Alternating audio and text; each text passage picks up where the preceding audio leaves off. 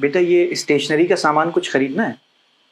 कमल sir, आप यहाँ कैसे? और आप ये सामान क्यों बेच रहे हैं? बेटा मैंने आपको पहचाना नहीं। क्या सर, क्लास 2010 वाला बैच?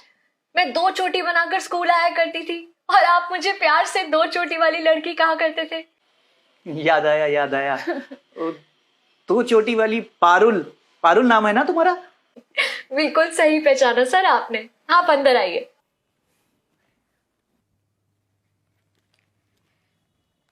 सर पानी।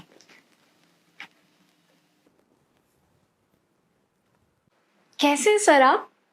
कितने दिनों बाद मिले हैं आप? बेटा मैं ठीक हूँ। लेकिन सर आप ये सामान वगैरह क्यों बेच रहे हैं? बेटा खाली रहता हूँ ना, तो बस टाइम पास के लिए, और कोई बात नहीं है। सर अगर कोई बात है तो आप मुझसे शेयर कर सकते हैं।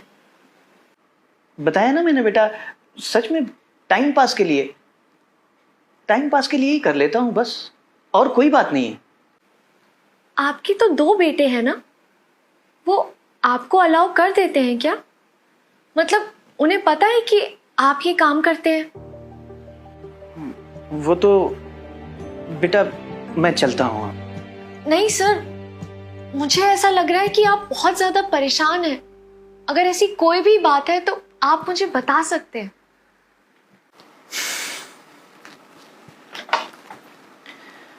बेटा तू मेरे बच्चों के बारे में पूछ रही थी ना। बच्चे कहाँ रहे?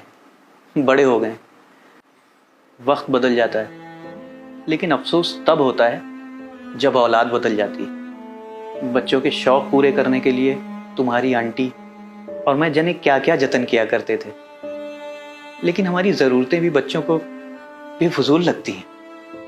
एक माँ दिन रात जागकर गीले बिस्तर पर सोकर अपने बच्चों को बड़ा करती है, लेकिन वही माँ जब बूढ़ी हो जाती है, काम नहीं कर पाती है, तो उन्हीं बच्चों को चुभने लगती है।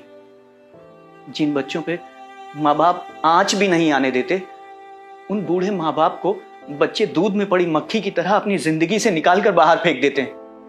अगर बच्चे बीमार हो जाएं, तो माँ बाप डॉक्टर, नीम हकीम, मंदिर, मस्जिद कुछ नहीं छोड़ते, लेकिन उन्हीं बच्चों के पास अपने माँ बाप के इलाज के लिए ना ही टाइम होता है और ना ही पैसा। 2 बेटे हैं मेरे, लेकिन उन्होंने अपने माँ बाप को सामान की तरह बांट रखा है। 6 महीने एक रखता था और 6 महीने दूसरा। पता है, जब तुम्हारी आंटी बीमार हुई और काम नहीं कर पाती थी, तो वो उन दोनों के लिए किसी काम की नहीं रही। मैंने तुम्हारी आंटी का जीवन भर साथ देने का वचन दिया था। बीमारी की हालत में उन्हें घर से लेकर निकल पड़ा। मुझे लगा बच्चे हमें ढूंढने आएंगे, लेकिन नहीं, उनकी तो अपनी दुनिया है और हम शायद उनकी दुनिया का हिस्सा नहीं है। माँ बाप अपने बच्चों के लिए अपनी सारी दुनिया लुटा देते हैं और फिर भी अपने आप को सबसे अमीर समझते हैं, लेकिन वही बच्चे अपने माँ बाप की दवाई और खाने पे पैसा खर्च करना फजूल समझते हैं। बेटा बस इन्हीं छोटी छोटी जरूरतों और तुम्हारी आंटी की दवाई के लिए ये काम कर रहा हूं। सर अगर आपको पैसे की जरूरत थी तो आप बच्चों को पढ़ा भी तो सकते थे, ये काम करने की जगह। बेटा मैं जिस जगह पे रहता हूं ना, वहां पे लोग अपने बच्चों को मेरे पास पढ़ने के लिए नहीं भेजेंगे। वैसे ये सामान कितने का है सर? बेटा बस 200 रुपए का। ठीक है सर, मैं आपको इसके 200 रुपए दे दूंगी और आज शाम से ही आप मेरे बच्चों को पढ़ाएंगे और मैं आसपास के बच्चों से भी बात कर लूंगी। आप पढ़ाएंगे ना सर, प्लीज? बिल्कुल बेटा, बहुत बहुत धन्यवाद। कैसी हो माँ? मैं ठीक हूँ बेटा। माँ मैं आपकी अच्छी बेटी तो हूँ ना? हाँ बेटा, तू तो दुनिया की सबसे अच्छी बेटी है। शादी होने के बाद भी मेरा कितना ख्याल रखती है। पर तू ये सब क्यों पूछ रही है? ऐसे ही माँ।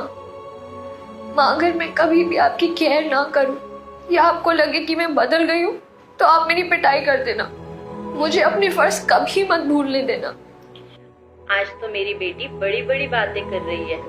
मेरी पगली बेटी, चल अपना ख्याल रखना। बाय। बाय माँ।